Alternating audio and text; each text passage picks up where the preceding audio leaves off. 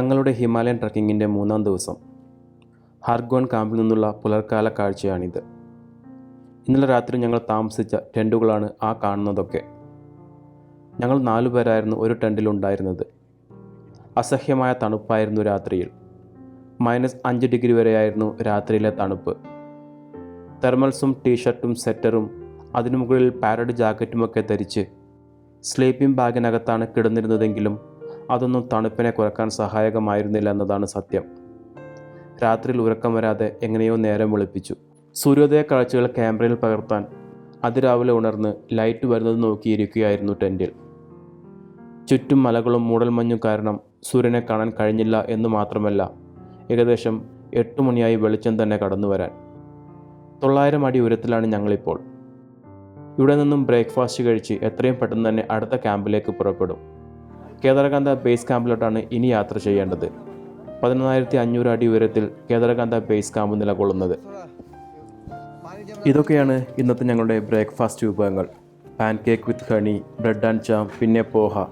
നമ്മുടെ അവല് കൊണ്ടുള്ളൊരു വിഭവമാണത്. ബ്രേക്ക്ഫാസ്റ്റ് കഴിച്ച് ഞങ്ങൾ ട്രക്കിംഗ് ആരംഭിച്ചു. ജുഡാക്ക തലബിലേക്കാണ് ആദ്യ യാത്ര.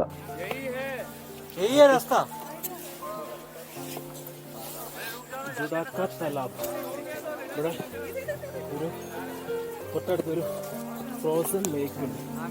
അതാണ് ഈ ജുഡാക്ക തലാബ്. അപ്പോൾ അതിനടുത്തേക്കാണ് ഇപ്പോൾ പോകുന്നത്. അരമണിക്കൂർ നടക്കാനുണ്ട് അങ്ങോട്ടൊക്കെ. അത് കഴിഞ്ഞിട്ട് വീണ്ടും തിരിച്ച് വീണ്ടും വന്നിട്ട് അടുത്ത ബേസ് ക്യാമ്പിലോട്ട് പോകണം. ബേസ് ക്യാമ്പ് അഗൈൻ 4-5 കിലോമീറ്റർ ഇവിടുന്നുണ്ട് കൊണ്ടെത്താൻ. അപ്പോൾ നേരെ ബേസ് ക്യാമ്പിൽ പോയിട്ട് പിന്നെ സ്റ്റുഡൻ്റായിട്ട് അവിടെയാണ് സ്റ്റേ.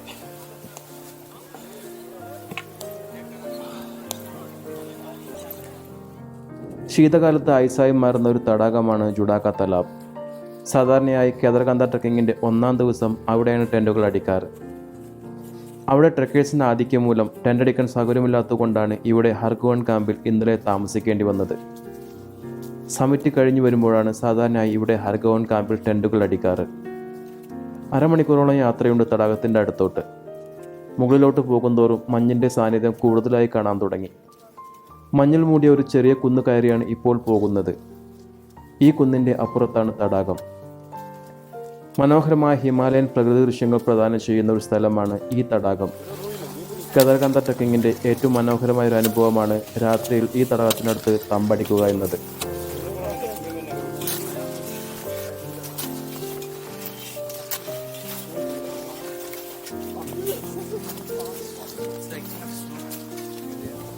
ഇതാണ് ജുഡാക്ക തലാബ്. ജുഡാക്ക തലാബ് ഒരു ഫ്രോസൺ ആണ് ലേക്ക്. ഫ്രോസൺ ലേക്ക്.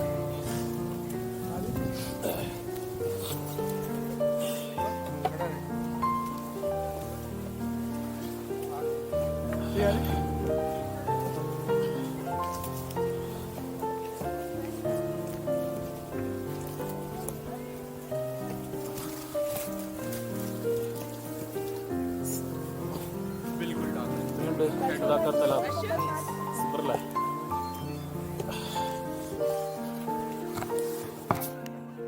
അരമണിക്കൂർ യാത്രക്കൊടുവിൽ ഞങ്ങൾ തടാകത്തിൻ്റെ അടുത്തെത്തി. ഈ തടാകം ഉണ്ടാകാൻ കാരണമായി രസകരമായ ഒരു കഥയുണ്ട്.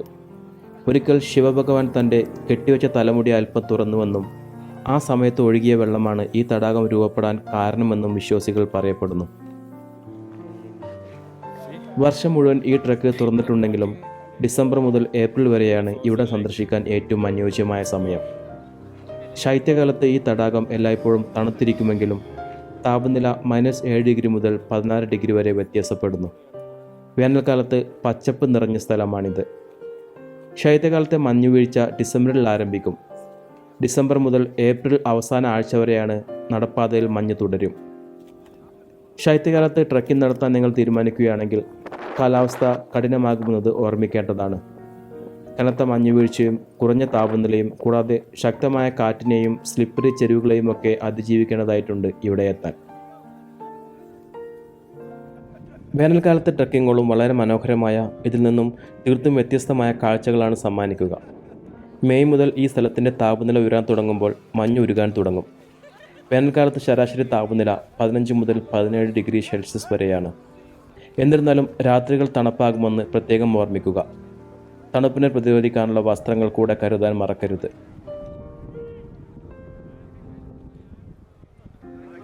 കുറച്ചു നേരം ഈ തടാകത്തിൽ ചെലവഴിച്ചു ഞങ്ങൾ വീണ്ടും ട്രെക്കിംഗ് ആരംഭിച്ചു. കേദാർകന്ത ബേസ് ക്യാമ്പിലോട്ടാണ് ഇനി യാത്ര ചെയ്യേണ്ടത്. ഹാർഗ്വൺ ക്യാമ്പ് എത്തുന്നതുവരെ അധികം മഞ്ഞൊന്നും കാണാൻ കഴിഞ്ഞിരുന്നില്ല എങ്കിലും ഇനിയുള്ള യാത്ര അങ്ങനെയായിരിക്കില്ല. മുഴുവൻ സമയവും മഞ്ഞിലൂടെ വേണം ഇനി യാത്ര ചെയ്യാൻ. ചുറ്റോട് ചുറ്റും മഞ്ഞാണെങ്കിലും മഞ്ഞ് പെയ്യുന്നത് കാണാനുള്ള അവസരം ഈ യാത്രയിൽ ഇതുവരെ ഉണ്ടായിട്ടില്ല. ആ ഭാഗ്യം ഇനി വരുന്ന ദിവസങ്ങളിലെങ്കിലും ഉണ്ടാകും എന്നാണ് പ്രതീക്ഷ. മുൻപെങ്ങോ പെയ്ത മഞ്ഞിൻ്റെ ബാക്കിയാണ് ഈ കാണുന്നതൊക്കെ.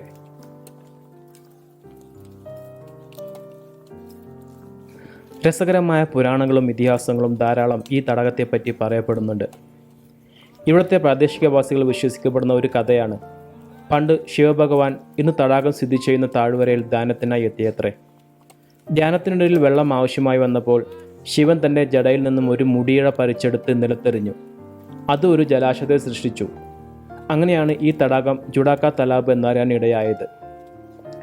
തടാകത്തിനടിയിൽ നിന്ന് താഴേക്ക് നീങ്ങുന്ന നിരവധി അരുവികളുണ്ടെന്നും ഇവിടത്തുകാർ വിശ്വസിക്കപ്പെടുന്നു. അതിനായി അവർ പറയപ്പെടുന്ന മറ്റൊരു കഥയാണ്, ഒരു ഇടയൻ തൻ്റെ ആടുകളെ തടാകത്തിനടുത്ത് മേയാൻ വിട്ടിരിക്കുകയായിരുന്നു. പുല്ലാങ്കുഴൽ വായിക്കുന്നതിനിടയിൽ അത് തടാകത്തിൽ വീണു. അദ്ദേഹം അത് കണ്ടെത്താൻ ശ്രമിച്ചുവെങ്കിലും കഴിഞ്ഞില്ലത്രേ. പിന്നെ അത് ഉപേക്ഷിച്ച് ആടുകളുമായി അടുത്തുള്ള ഒരു ഗ്രാമത്തിലേക്ക് പോയി. അവിടെ ഒരു സ്ത്രീയുടെ വീട്ടിൽ അത്താഴം കഴിച്ചുകൊണ്ടിരിക്കുമ്പോൾ വീട്ടിനുള്ളിലെ മേശപ്പുറത്ത് തൻ്റെ പുല്ലാങ്കുഴൽ അദ്ദേഹം കണ്ടു. ഇതെങ്ങനെ കിട്ടിയെന്ന് ചോദിച്ചപ്പോൾ അടുത്തുള്ള ഒരു അരുവിയിൽ വെള്ളം ശേഖരിക്കുമ്പോൾ കിട്ടിയതാണെന്ന് അവർ പറഞ്ഞത്രേ. ഇങ്ങനെ നിരവധി കഥകളുണ്ട് ഈ തടാകത്തെ ചുറ്റിപ്പറ്റി.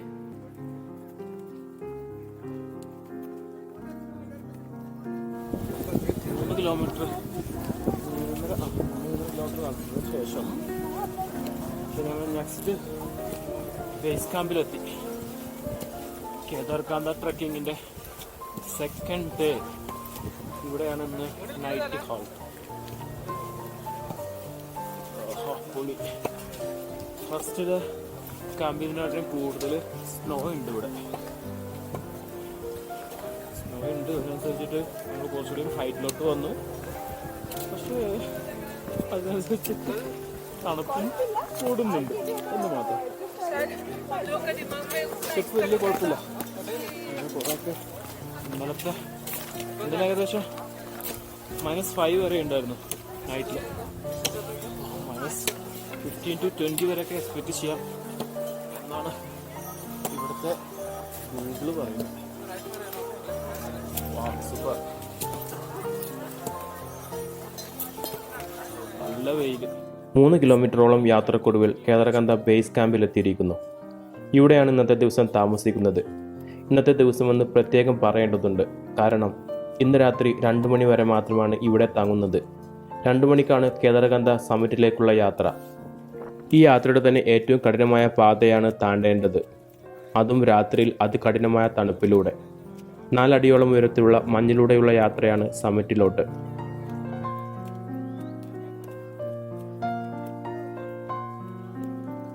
ഹാർഗ്വൺ ക്യാമ്പിനേക്കാളും 2500 അടി ഉയരത്തിലാണ് ഈ ബേസ് ക്യാമ്പ്. അതുകൊണ്ട് തന്നെ തണുപ്പും കൂടിയിരിക്കുന്നു. ഇവിടെ കാടിന് നടുവിൽ മരങ്ങൾ കുറഞ്ഞ ഒരു സ്ഥലത്താണ് ഈ ക്യാമ്പ് ഒരുക്കിയിരിക്കുന്നത്. മൈതാനം പോലെയുള്ള ഒരു പ്രദേശമൊന്നുമല്ല. ഒരു മലയുടെ അടിവശത്തുള്ള ചെകുത്തായ ഒരു സ്ഥലത്ത് ടെൻറ്റുകൾ അടിക്കാൻ പറ്റുന്നിടത്തെല്ലാം അത് അടിച്ചിട്ടുണ്ട്. ആദ്യ ദിവസത്തെ ക്യാമ്പിനേക്കാളും ടെൻറ്റുകളും ആളുകളും കൂടുതലാണ് ഇവിടെ. ആദ്യ ദിവസത്തെ ക്യാമ്പിംഗ് 2 സ്ഥലങ്ങളായി സ്പ്ലിറ്റ് ആയതുകൊണ്ടാണ് ആളുകൾ കുറവായി തോന്നിയത്. ആ 2 സ്ഥലങ്ങളിലെയും ആളുകളെല്ലാം ഇവിടെ ഒരു ക്യാമ്പിൽ ഒത്തുകൂടിയിട്ടുണ്ട്.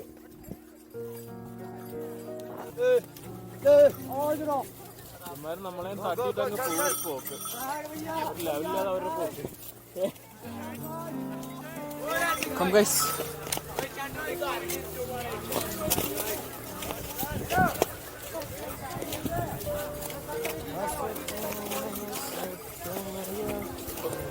ഇതാണ് നമ്മുടെ ടെന്റ് അല്ലേ? പൊളി.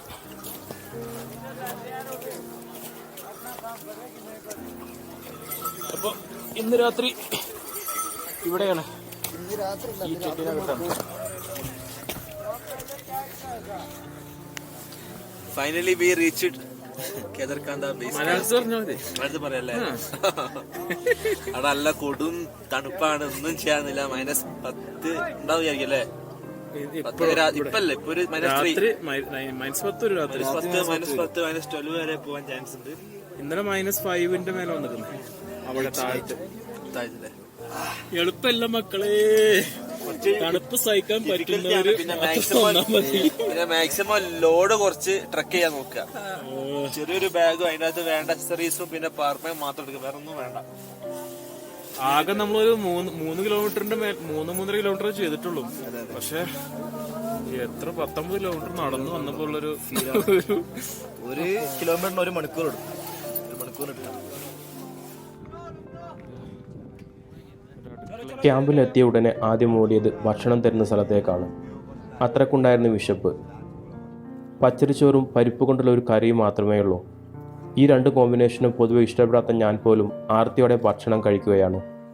കഴിക്കാതിരുന്നാൽ പട്ടിണിയിരിക്കുകയല്ലാതെ വേറെ വഴിയില്ല.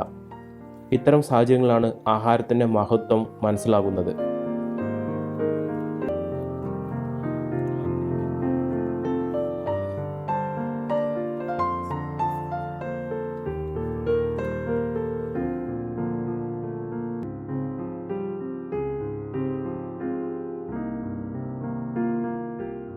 സൂര്യൻ ഉദിക്കുന്നതിന് മുമ്പേ കേദർകാന്തയുടെ ഏറ്റവും മുകളിലെത്തണം. അതിനാണ് രാത്രി 2 മണിക്ക് തന്നെ പുറപ്പെടുന്നത്. പ്രഭാത സൂര്യൻ ഉദിച്ചേരുന്ന കാഴ്ച അവിടെ നിന്നുകൊണ്ട് കാണുക എന്നതാണ് ഇവിടേക്കുള്ള ട്രക്കിങ്ങിൻ്റെ ഏറ്റവും ഹൈലൈറ്റ്. മറ്റു മലകളുടെ ഒന്നും തടസ്സമില്ലാതെ ഹിമാലയൻ പർവ്വതനിരകൾ അവിടെ നിന്ന് കാണാൻ കഴിയും. ഇവിടെ രാത്രിയിലെ സമിറ്റ് യാത്രയ്ക്ക് വേണ്ടിയുള്ള സ്പൈക്കുകളും കാലുറകളും വിതരണം ചെയ്യുകയാണ്. അത് എങ്ങനെയാണ് ധരിക്കേണ്ടതെന്നും കാണിച്ചു തരുന്നുണ്ട്. ഇനിയുള്ള യാത്രയ്ക്ക് ഇത് അത്യാവശ്യമാണ്. ട്രക്കിംഗ് ഷൂസിൻ്റെ മുകളിലാണ് സ്പൈക്കുകൾ ധരിക്കുക. മഞ്ഞിൽ ചവിട്ടി കാൽ താഴ്ന്നു പോകുമ്പോൾ ഡ്രസ്സ് നനയാതിരിക്കാൻ വേണ്ടിയാണ് വാട്ടർ പ്രൂഫ് കാലുറകൾ ധരിക്കുന്നത്. ഈ അസഹ്യമായ തണുപ്പിൽ ഡ്രസ്സ് കൂടി നനഞ്ഞാൽ ഉണ്ടാകുന്ന അവസ്ഥ നിങ്ങൾക്ക് ഊഹിക്കാവുന്നതാണ്. താഴെയുള്ള ചങ്ങലകളുള്ള ഭാഗം മഞ്ഞുകട്ടകളിൽ ചവിട്ടുമ്പോൾ ഗ്രിപ്പ് കിട്ടുന്നതിന് വേണ്ടിയാണ് ഉപയോഗിക്കുന്നത്. പർവ്വതത്തിൻ്റെ ഏറ്റവും മുകളിലായി കല്ലുകൾ കൊണ്ടുണ്ടാക്കിയ ഒരു അമ്പലത്തിനകത്ത് ശിവന്റെ ശിലാഫലകവും ത്രിശൂലവും സ്ഥാപിച്ചിട്ടുണ്ട്. കേദാർകാന്ത ഐതിഹ്യമനുസരിച്ച് ശിവൻ ധാനിക്കാനെ ഉച്ചകോടിയിലിരുന്നുവെങ്കിലും താഴെ ഓടുന്ന ഒരു കാള ധാനത്തെ ശല്യപ്പെടുത്തി. അങ്ങനെ അദ്ദേഹം ധാനിക്കാനായി ഉത്തരാഖണ്ഡിലെ കേദാർനാഥിലേക്ക് പോയി എന്നാണ് കഥ.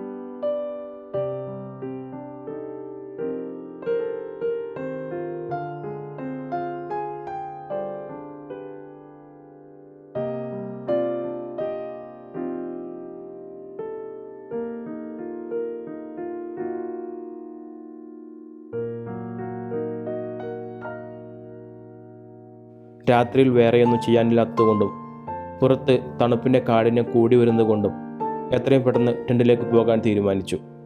മാത്രമല്ല രാത്രി 2 മണിയോടെ യാത്രയ്ക്ക് വേണ്ടി ഒരുങ്ങണം. അപ്പോൾ യാത്ര നാളെ തുടരും. അതുവരേക്കും thank you all for watching.